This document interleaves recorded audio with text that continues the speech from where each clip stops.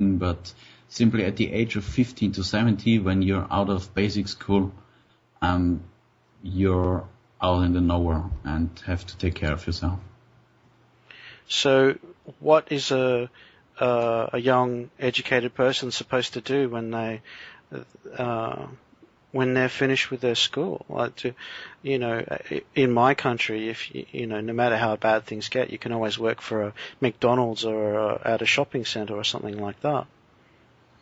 Well, there are the big tourist hotspots where most people try to get work at, because there you get tips in dollars or euros and can triple or even quadruple your income compared to the standard jobs in Egypt. There are the big luxury resorts for European tourists at the coastal cities. And that would, yeah? That's basically the only way to earn a decent amount of money. So if all the money really from what you're describing to me comes from tourism in Egypt, then it's in the government's best interest to, say, protect tourists, provide police safety to tourists, keep an eye on problems like accidents or what would you call it, scamming and things like that. That's why the military moved into the tourist hotspots as soon as the protests began, which actually did not work because it's sort of scared of the tourists and everything is deserted at the moment there. And I believe there's a plan behind it. Maybe the military did not think of it. They wanted to protect the most important source of income at this season. It's winter season where people go to Egypt for some nice, warm holidays, and there's a big danger then that they would actually ruin their most important source of income for the next 2 months. Well, it's now just to finish up with asking you questions about the police. When would you involve the police? Basically, never ever.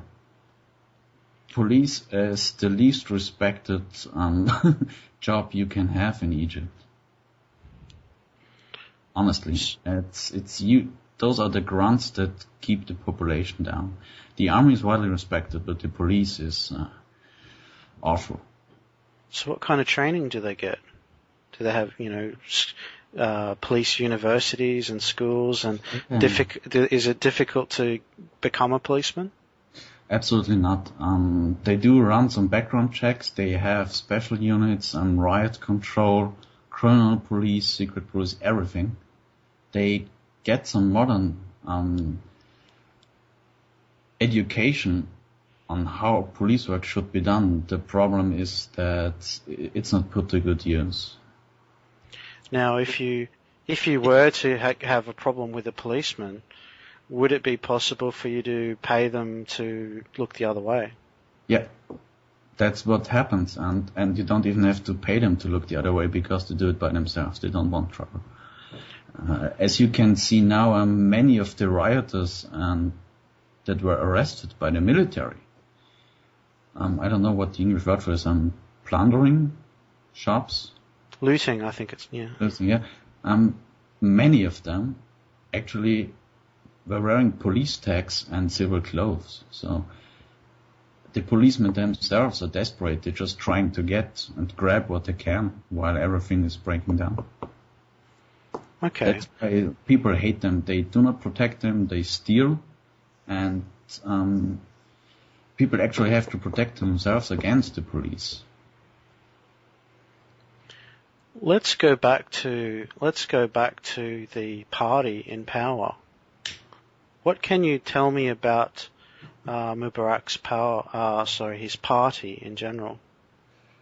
His party does not have any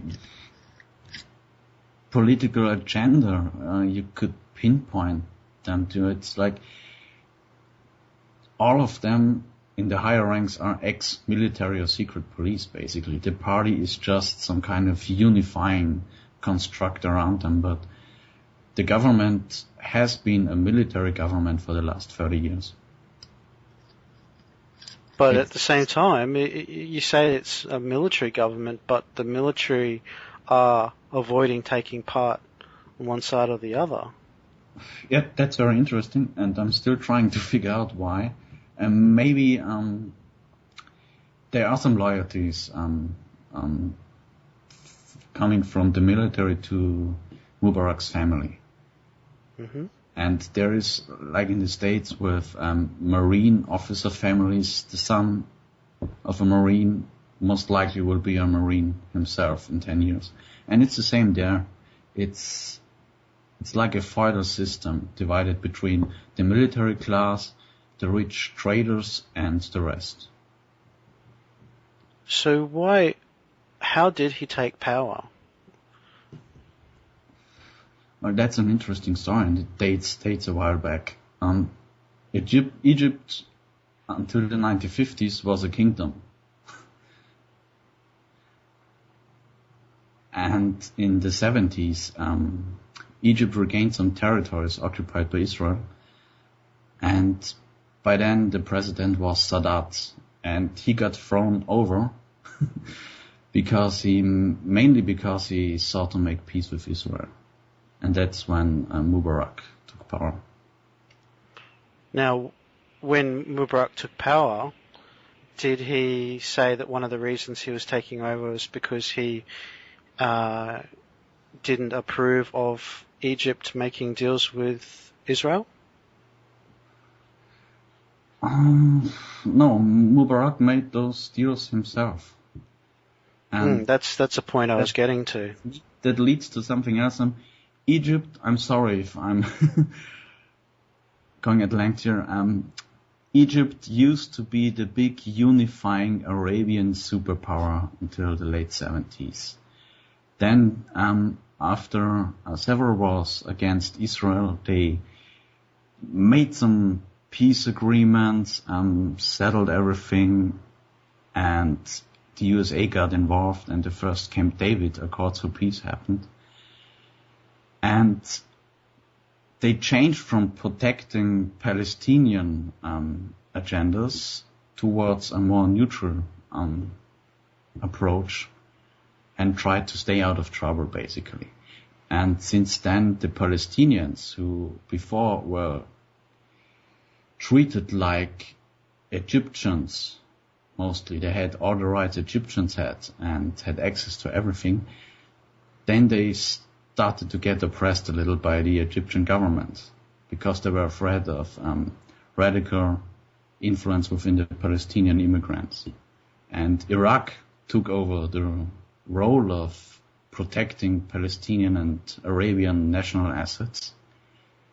And the conflict between Egypt and Iraq got apparent. It was a fight for power in the Middle East.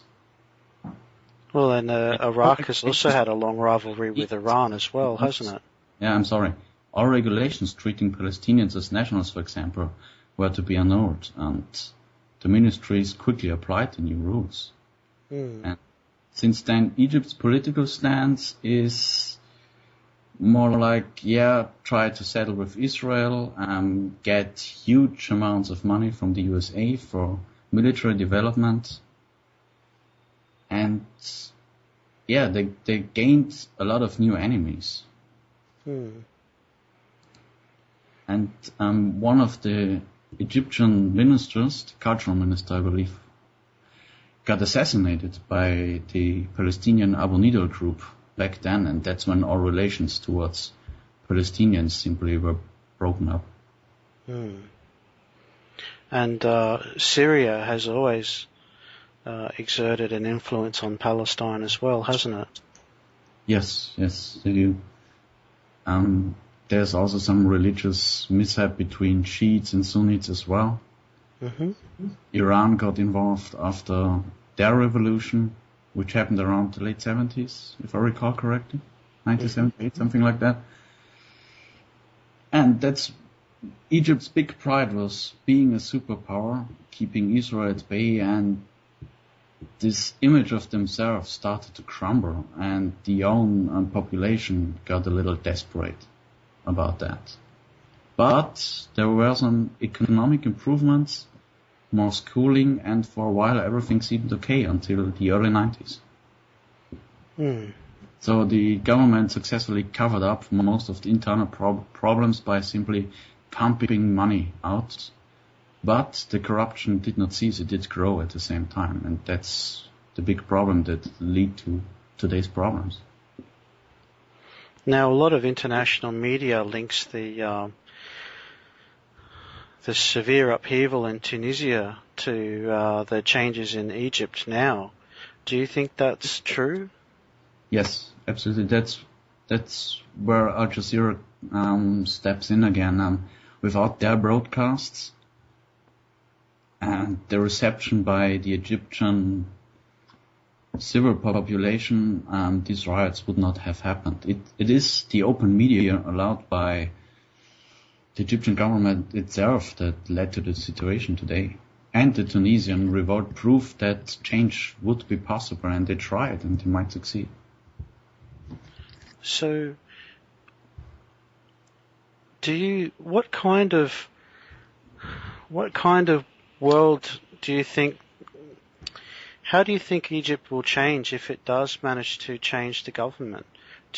Some people in the West are concerned that it, for example, might move towards a more religious state, perhaps, or it might ally itself with countries that say hostile to Israel or the United States. Do you think that's really fair to make that kind of to say that that's a possibility? It's not fair to assume that this will happen, but there is a possibility that it might. I'm sorry if I did rabble about Palestinian problems for a while, because actually they are a very small minority within Egypt. But organizations like the Muslim Brotherhood do have some influence in Egypt, especially among the poorer classes, or if you don't like classes, the less rich and well-educated Egypt, because they do have a very strong social agenda as well. They take care of people. They provide education and medical services for free, and that's how they gain trust, similar to Hezbollah, for example, who did the same. And there's the ability that if the riots continue, the Muslim organizations might establish themselves as the good doers within the civil organizations. Do you have any idea of how strongly, how can I put this, what kind of Islam does the Islamic Brotherhood aim towards? Can you repeat the question? I'm sorry. What form of Islam does the Islamic Brotherhood wish to spread in Egypt? To be honest, I don't know. Okay. I'm sorry, but I'm not well informed enough to make any statement here. That's okay. Basically because they have been in some disarray for some time, because the Egyptian government successfully arrested a big part of their leadership. And they might have